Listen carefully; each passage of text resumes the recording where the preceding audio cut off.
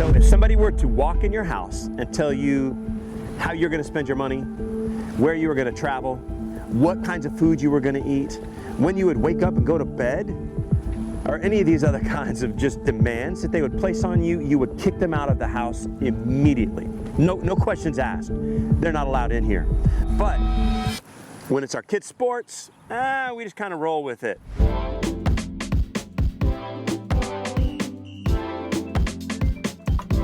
Welcome to CoachDad, the show for dads, coaches, and sports families trying to lead better at home, in the stands, and on the field. Here's your host, Jim Miller. So hotels every weekend, just grab and drive through on the way to games and practices. Siblings just falling asleep in the back of the car, just rolling around town all the time, early out of bed, late into bed. These are just some of the things that we have taken as the rules of the game these days with kids sports. And so as we're navigating this world of youth sports, I think there's some really important conversations that need to be had internally. Each one of us needs to start to answer some questions for ourselves and for our families. And then moms and dads need to have these discussions with each other. We need to get the kids involved in talking about the wins and losses. We need to get them talking about the things that are the positives and the negatives.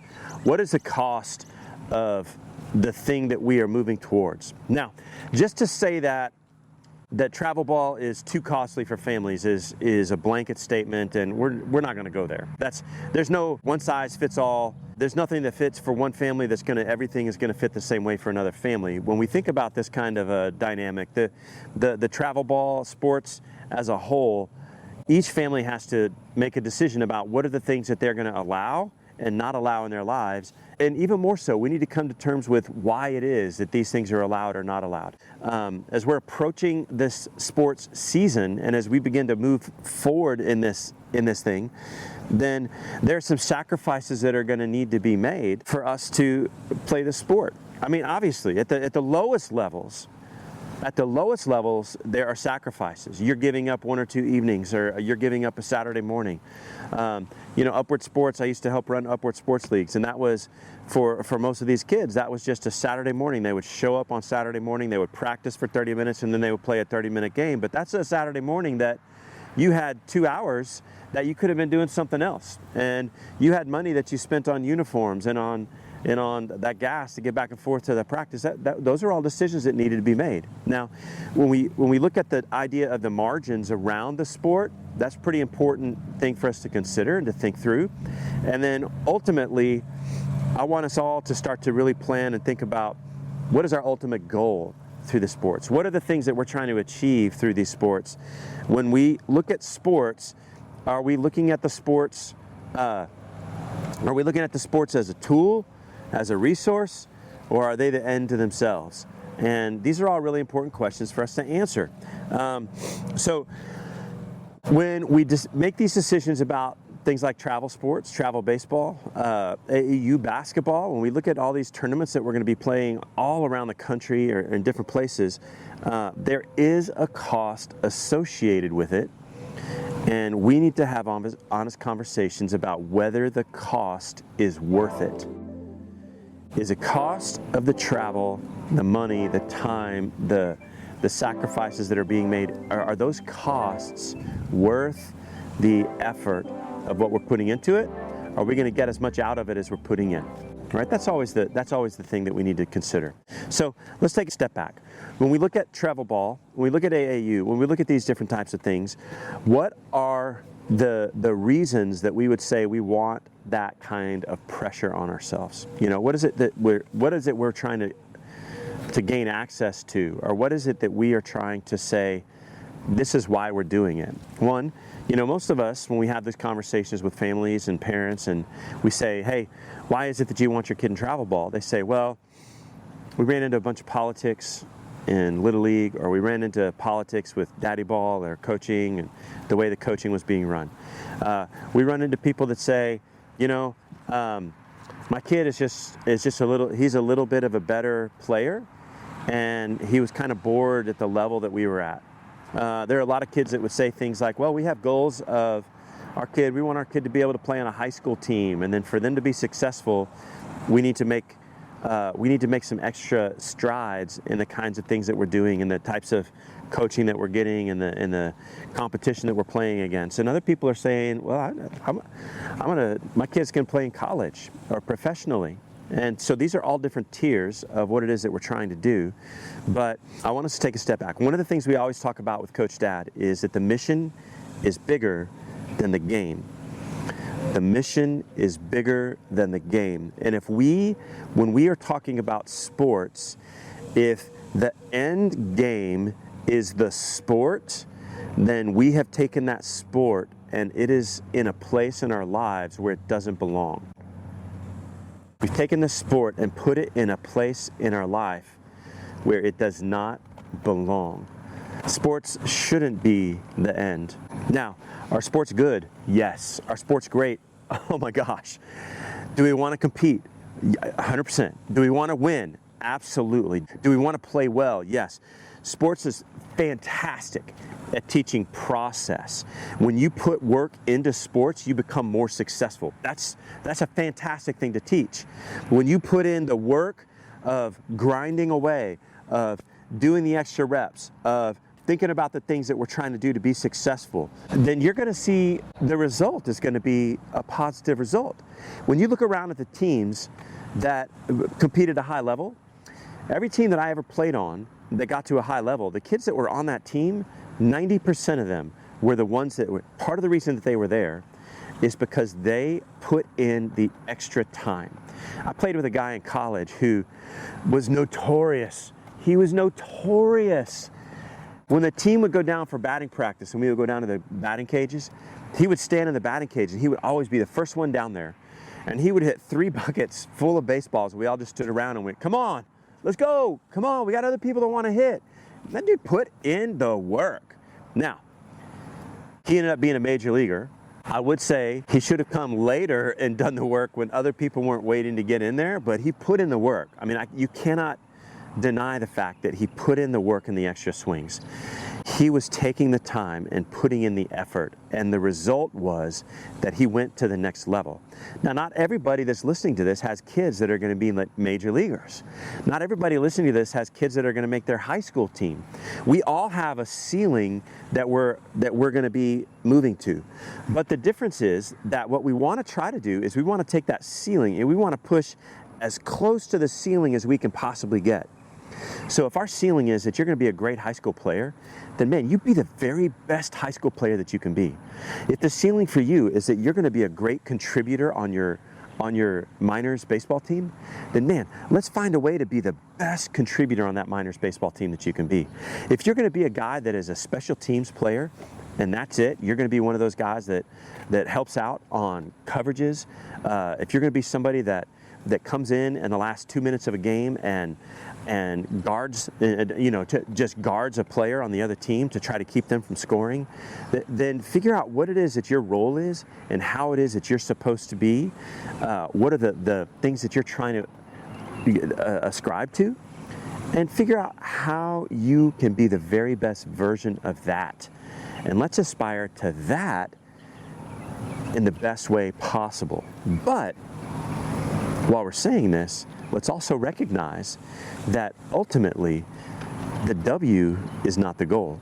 When we think about these sports, let's look at the cost of what we're doing, right? One, we've got the cost that's obvious. The obvious cost is the amount of money that you're paying into the sport on a monthly basis, right? Or by a season or by a month. A lot of the teams do it nowadays, they just do it by month. So you pay $350, $500, $1,000 a month to get your uniforms, to get on the team, to go play in these tournaments. And that pays for a lot of different things, right? It pays for the officials, it pays for the coaches, it pays for equipment and uniforms and entry fees into these tournaments. And while those costs are a little bit more obvious and are really easy to calculate, the costs that you don't necessarily calculate going into the season are the fuel cost. If you're going to practice 3 or 4 days a week, then you got the gas money to get there and back, right? You got the time that you're putting into it. You've got meals. Meals are more expensive when you're not cooking at home, when you're going out to eat. So you've got these meals that you're buying when you're on the road. There's also the health factor, right? So if you're eating meals on the road late at night, then you're just not going to be as healthy as you would be otherwise. A home-cooked meal is obviously going to be more healthy than something that you drive through to eat. So there's a health factor that's involved. Sleep cycles are really important, especially for kids, to be able to have a consistent time that they go to bed and wake up.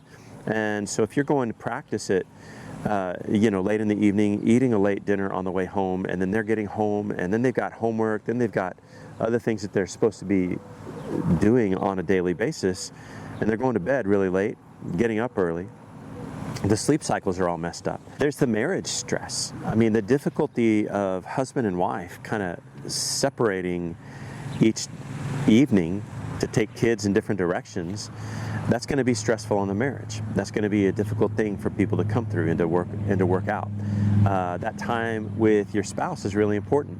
And so when you guys are separated 3, 4, 5 days a week because you're running kids to different parts of the city to have their practices, to do their thing, then there's a marriage component that's going to be another cost that needs to be calculated into what you're doing.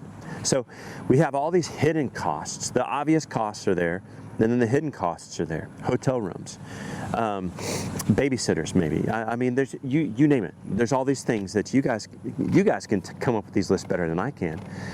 So this is all stuff that needs to be taken into consideration as part of the conversation that we have about whether travel ball is going to be a good idea for us. Okay, so I want to look at the idea of asking the honest questions. Earlier I talked about what are the reasons that we're doing this, and then I'm sitting here in a garden. I'm not at a baseball field or a basketball court. We're just sitting here in a garden today, and you're asking yourself, why are we sitting in all these flowers, and what's the deal here? Well, the reason I'm sitting in a garden is because I want us to think about this idea of what it means to be sowing into the ground. There's a component of sports that is discipleship. When we are playing a sport, the ultimate purpose of sports is to teach your kids, to teach them how to be better people, better adults when they grow up. So the end goal of sports is not making the middle school team or making the high school team or college. Getting college paid for is a fantastic, there's just an amazing byproduct. Getting to play in the major leagues would be tremendous, unbelievable. Going to the NFL, playing in the NBA, all of these things can be just a tremendous opportunity that we're looking for. But let's be realistic about what it is that we're looking at here, and let's see the fact that if we are playing sports for the sake of the sports, then we're teaching something to our kids that we don't want to teach them, honestly. The thing that we want to teach our kids, we want to make sure that we're teaching them about being a good person, right? Being the right kind of a human being. That we want to teach them about discipline and hard work. We want to teach them about being a good teammate. We want to teach them about how to win with humility and grace, and we want to teach them about how to lose with humility and grace, and how to be a good winner, how to be a good loser.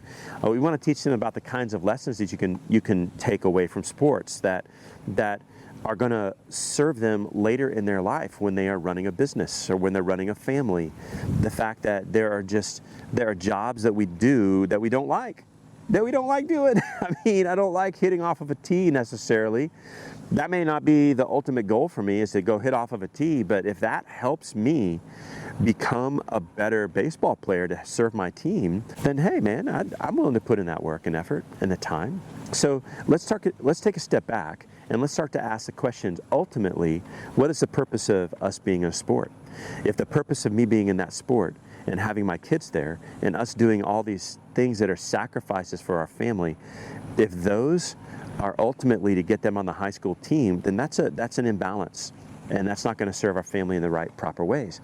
So if though these are lessons that are going to serve them when they're 35, when they're 50 years old, they're going to be able to walk out the lessons of the things that they've learned through the hard work of being on a team, then what we need to see from that point is that this is worth it. This could be worth it, right? Maybe it isn't. I can't say definitively it's worth it, but maybe it could be worth it. Maybe this is something that we could consider as worthwhile investment for the future. So that word there is an investment.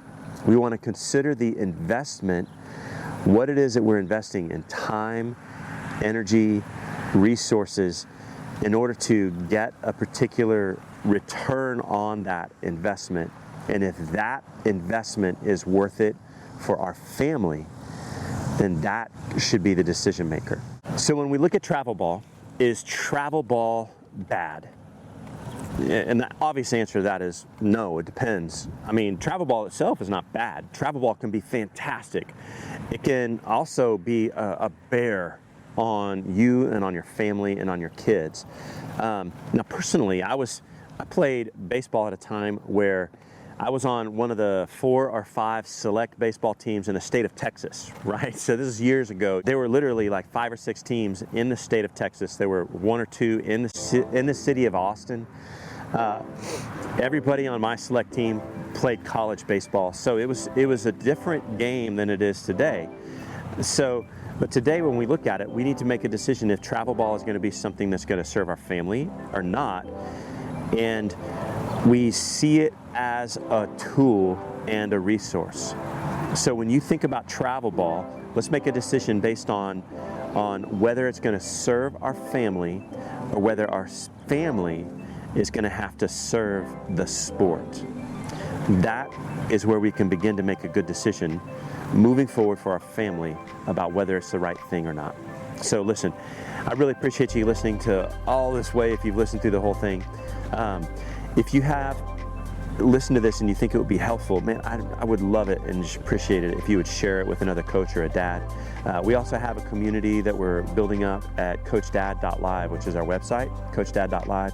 You can sign up for our newsletter where you send out weekly encouragement and letters to people and just on topics that we cover here and asking about. That's a great way for you to share your thoughts with us as well. So thanks for listening, and remember, the mission is bigger than the game, and it starts at home.